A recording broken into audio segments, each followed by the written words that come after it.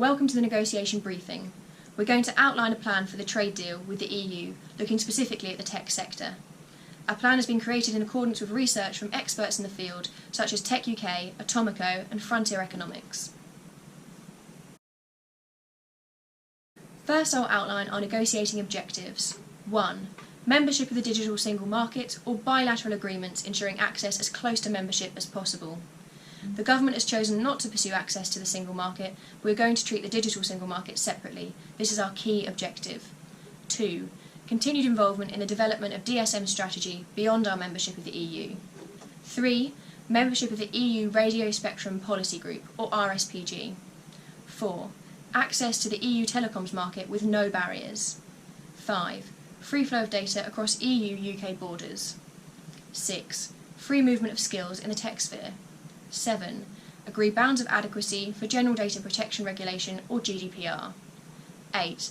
Include the UK in anti-geo-blocking measures. 9. Remain part of the EU-US Privacy Shield or provision an equivalent EU-UK agreement. 10. Frictionless trade in digital services. We have completed a SWOT analysis of our negotiating position. Looking at Figure A, a majority of our strengths relate to the UK's positioning in the European and global tech sector. Most of our weaknesses pertain to unchangeable negotiating circumstances and the UK's reliance on various EU supplies and markets. We'll refer back to this analysis. We'll begin negotiations with our maximum plausible position. This is full membership of the DSM. We understand that we'll be subject to relevant regulations, contribute an amount per capita and commit to free movement of skills. The EU has stated that preserving the integrity of the single market excludes participation on a sector-by-sector approach, so this is a complex position to defend. However, it's essential that we do. The DSM could increase EU GDP by 300 billion. Exclusion from this market would be damaging for our economy as a whole. The majority of our negotiating objectives are benefits of the DSM and would be achieved if we gained full membership of it. Therefore, we will present several arguments to defend our starting position. As stated by the head of tech at KPMG UK, technology underpins the competitiveness and development of almost every sector. By prioritising the tech sector, we will facilitate success in all areas of the economy. As noted in Figure A, the UK was recently ranked the 4th most promising market for tech breakthroughs, and London was ranked 5th strongest rival to Silicon Valley. In both areas, the UK is the leader in Europe. Through participation in the DSM, the UK strengthens the global position of this market and significantly increases its chances of success.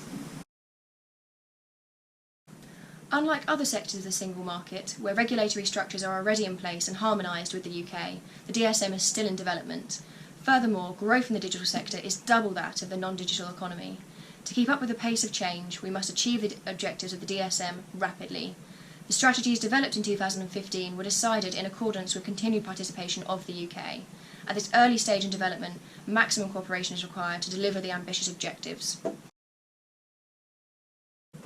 Whilst digital tech presents great opportunities, it also presents threats. Indeed, the EU Commission's own servers saw an increase in cyber attacks of 20% during 2016. Moreover, the recent wave of terrorism across Europe has demonstrated how the internet can give access to dangerous, radicalising content. The EU Internet Forum has made steps towards reducing the spread of terrorist content, but further progress is required. Now, more than ever, we need collaboration in this area, and the UK's participation in strategy for the DSM is key. The DSM strategy states that a competitive, dynamic telecom sector is key to major innovations such as big data and cloud computing. It is the backbone of many industries, but also of modern life. For example, most people understand that the car industry supply chain crosses the channel several times before assembly, but it is less well known that this entire process relies on cross-border telecoms. The UK contributes more than any other country to the EU telecoms economy, over 20% of the total.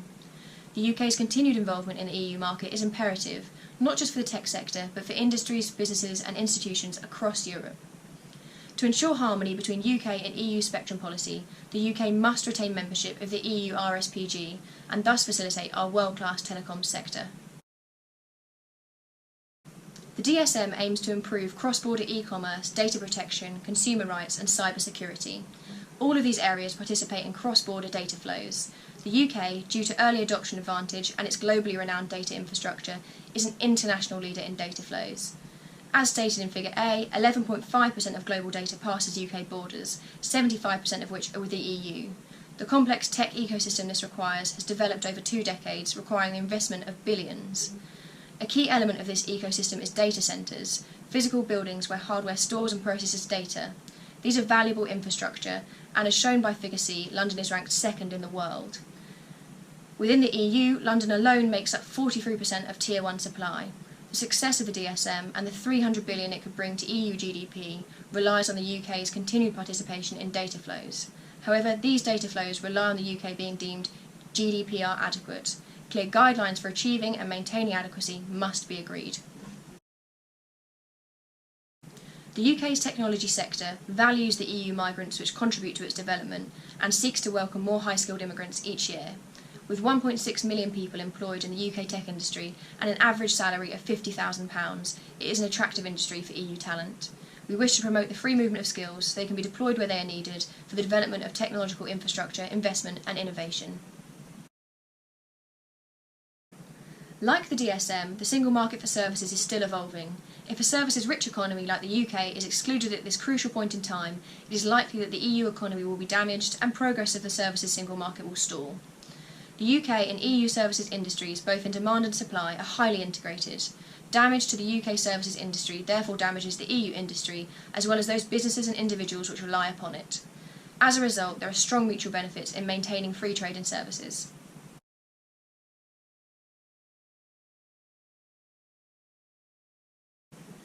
We've already ruled out a sector-by-sector approach. It is not the same as granting participation to, for example, the car industry, but not the agriculture industry. It is in the mutual benefit of all industries for the tech sector to progress. The tech sector is not a clearly divisible area, but is the backbone and future of every sector in the modern world. For this reason, we believe an exception is in the mutual benefit of both parties. This is an attempt to undercut the EU and single market by cherry-picking the benefits and responsibilities you retain. The UK is not seeking to undercut the single market. We want to continue to work closely with the EU, but aim to improve areas where regulation has become a burden on progress. The UK was a key proponent of the DSM and strongly supports its measures to strengthen a fragmented market. We recognise that the DSM's core objectives are the streamlining of processes and harmonisation of regulations. The strategy of the DSM mirrors the UK's motivations for leaving the EU, and this is the reason we seek membership. In relation to trade and data flows, we seek parity with current circumstances. As Figure B states, simplifying the relevant regulation is possible in theory but unlikely in practice. In these areas, the UK is already a success. Our aim is to maintain this advantage. 2 further benefits in achieving our goals, as noted in Figure A, are to reinforce the UK's position as a global leader in technology and remind the EU of the important part we have to play in tech's future, and to renew ambitions to overcome the fragmented nature of European e-commerce and online services. Not a single market leader among internet providers is European, so this represents a great opportunity. Proponents of a hard Brexit may see continued membership of the DSM as contrary to the referendum outcome, and we may remain subject to DSM regulations and legislation which we have a decreased influence upon.